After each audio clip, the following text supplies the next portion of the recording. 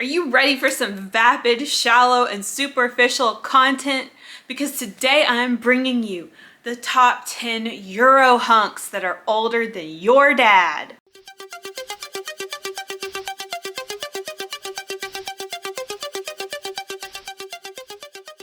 I have to thank the Gordonite for coming up with this title.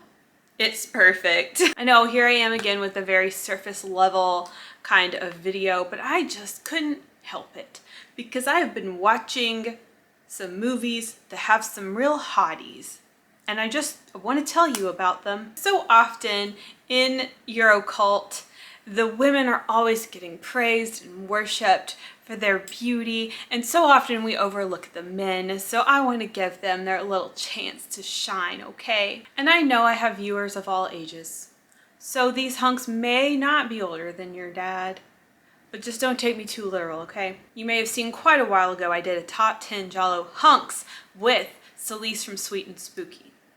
What I'm gonna do here, this is different. These are not necessarily giallo actors, and these, I won't have any repeats. So we are leaving out Even Rasimov, George Hilton, Fabio Testi, Hiram Keller. We're leaving them out. And also, these are Eurohunks. They aren't necessarily European people, but they have been in European movies. Anyway, who cares about all this intro stuff? Let's get into the list. And these are in no particular order. At number 1, we have Mr. Robert Quarry.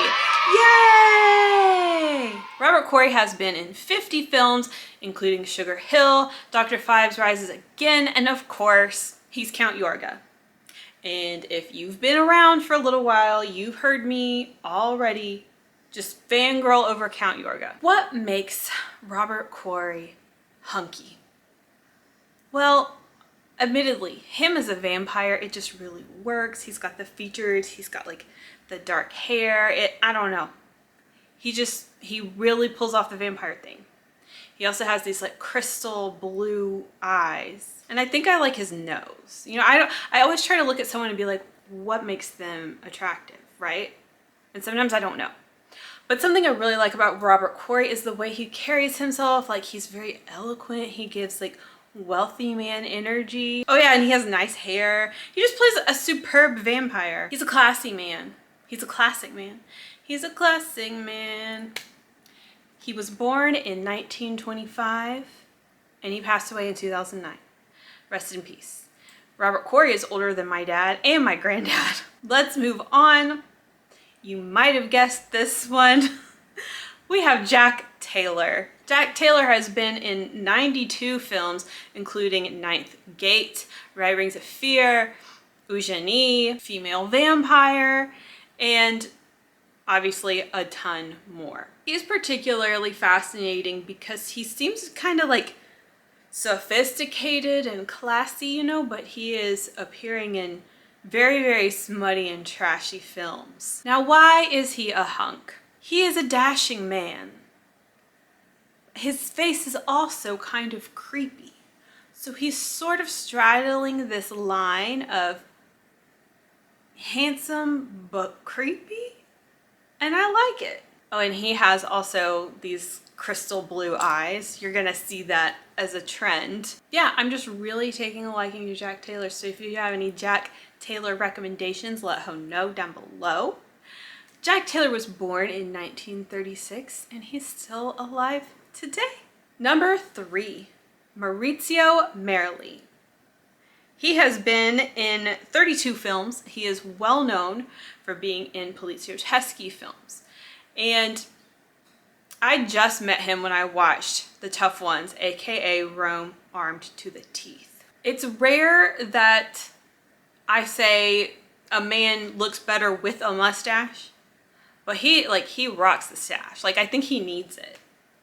But he's got a really nice look, and even though it is easy to get these mustached men confused, you know, Franco Nero, Jean Sorel, Giancarlo Giannini, he stands out. He has got a different look. So he has sort of like a longer face, and I really love his nose, and he has crystal blue / green eyes. But the thing that really struck me about him when I watched The Tough Ones was like his presence. So the way he just like strolls into a room, he has this confidence about him. He has like this swag, I think is what you would say. I literally feel like it was the way he walked with like a long jacket on, his like hands in his pockets. I don't know.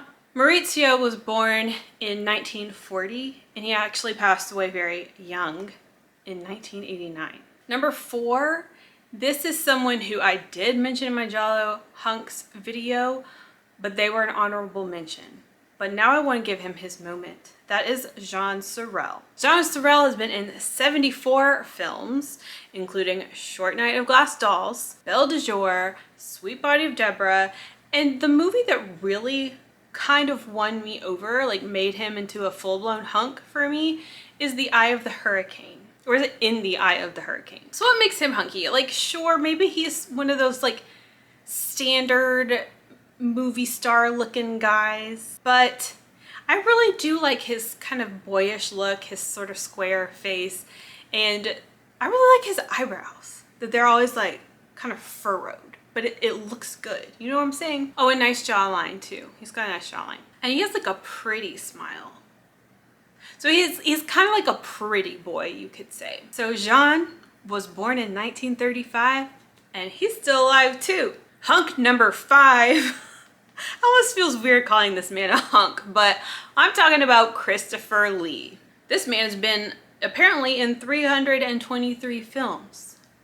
That's insane. He's a big deal. I mean, he's been in Lord of the Rings and things like that, but a lot of us may kind of associate him with being Hammer's Dracula. He is handsome for his just sharp, pointed features. Another very vampire looking guy, but he's 6'5", so he has this imposing height that I think really works for him being a vampire. I just really like how angular he is, his nose and his chin kind of complementing each other. And I think he aged really well. Like, he stayed looking good, in my opinion. He was born in 1922 and he passed away in 2015. Hunk number 6 is Pierre Clementi. He has been in 88 films, and you have heard me speak about him recently because he was in Belle de Jour, and I've also seen him in The Designated Victim. And The Designated Victim is when he really charmed me. He's very creepy. He's definitely like more of a villainous character, as a lot of these men are. He has that like dark side, scary, troubled, dangerous kind of aura. And he's kind of feminine, I don't know, or he seems like I said recently, sexually ambiguous, which is just adds to the mystery of him. But the thing about Pierre is he has this timelessness. Like, he seems like maybe someone I went to college with. Like, he seems like someone I would have known. And hearing about like his involvement in underground filmmaking and stuff, I don't know. He sounds like an artist that I would know. And it just sounds like he had this ongoing need, not just to be an actor, but just this ongoing need to create, which really resonates with me. I love to see that in people. But he's definitely giving like a tortured poet. And he's a youngin'. He was born in 1942, but he did die in 1999. Hunk number 7 is George Eastman. He's been in 61 films, including Baba Yaga, Rabid Dogs, Delirium Photo of Joya, Anthropophagus. Did I say that right? And I almost feel like I don't need to explain how he's a hunk. He just has this very perfect face, well-balanced face. And this man is 6'9", and I'm scared. He's scary, okay? And so many of these guys, again, are villain types. And he obviously is a great villain in movies. But also he's a little scary in real life because he wrote Dogleg Afternoon. Has anyone seen that? I haven't. But like, I'm scared. Now, George Eastman is also a youngin', like Pierre Clementi, born in 1942. And I am having like a freaking Mandela effect moment because I looked him up today trying to get his death date because I swore he was dead, but he's not. I could have sworn he was dead, and I think I jumped timelines or something. So I wonder what else has changed. But yeah, so he's still alive, so that's cool. Hunk number 8 is Carlo de Mejo, and he's been in 27 films. You know this guy because he's the hot guy from City of the Living Dead. He's also in Contamination, Manhattan Baby, The Other Hell, which I recently watched. So you've probably seen him around. But what I didn't know is that he is Alida Valli's son. Did you guys know that? They don't look alike. And for him to be Alida Valli's son, I can't find very much information about him at all. Like, is it just me or does Google image search like suck really bad now? Anyway, I can't find pictures of him and I can't find much information about him, which is very strange to me. But similar to the way Maurizio needs his mustache, Carlo here rocks the beard, okay? Just keep it. It's weird to say, but I feel like he has an American look to him. Like, I thought he was an American. Maybe his dad's American. I don't know. I didn't look that up. But yeah, he just has a good look. Nice nose. I don't know. I don't know what makes him a hunk. But I know a lot of times he's the handsomest man in the movie. So he has stood out to me over time. Carlo was born in 1945 and he died in 2015. Our 9th hunk was also an honorable mention from my Eurahunks video, and that is Gabriel Tinti, people. He's been in 121 films, including Tropic of Cancer, Don't Be Afraid of Aunt Martha, Black Emmanuel movies, and Death Occurred Last Night. He's got that scumbag kind of look, kind of like this, like despicable, slimy, looks like a villain again, but he was obviously handsome enough to marry Laura Gemser, so he's got something. He's got something going on, and I can see it. I don't know what it is, but I like the look of his face. He's been gone from us for a long time. He was born in 1932, and he died in 1991. And finally, our final hunk, and I never thought I'd be putting him on this list, but that's Mickey Hargitay. He's been in 21 films, including Bloody Pit of Horror, Black Magic Rites, Delirium, and Lady Frankenstein. Most of the time he is not playing desirable characters. He was once a bodybuilder and was once married to Jane Mansfield. But what I know him for are these crazy B movies. And you might remember, okay? And I can't believe I'm kind of going against myself here. But his haircut in Delirium just was very unappetizing. It was unflattering. It ruined him. But when I saw him in Bloody Pit of Horror, he got his hair out of his face and he got his shirt off, and I realized he didn't look so bad after all. I started to be able to see him for who he truly was and not with those horrible bangs.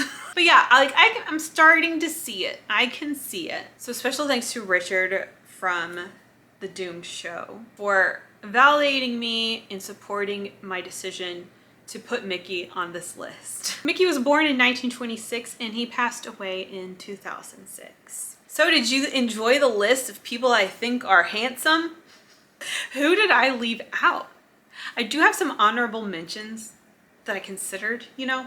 We have Leonard Mann, Sergio Martino, even though he's not an actor. Have you ever looked at him? We have John Richardson and Gerard Darmon. But like with Gerard, I've only seen him in one movie, so I didn't really feel like I could speak to him that well. But anyway, I've just been so inspired by the beauty of some of these actors lately that this list just needed to be written, and it also kind of wrote itself. Maybe I need to do Babes. Maybe I need to do Babes sometime, but those were your hunks. What did you think? Let's chat. Let's chat like we're having a little slumber party and talking about who's cute. And if you have any like movies, must-see movies that have any of these people in them, drop it down below. And that's all for now. I'll see you in the next video. Ciao.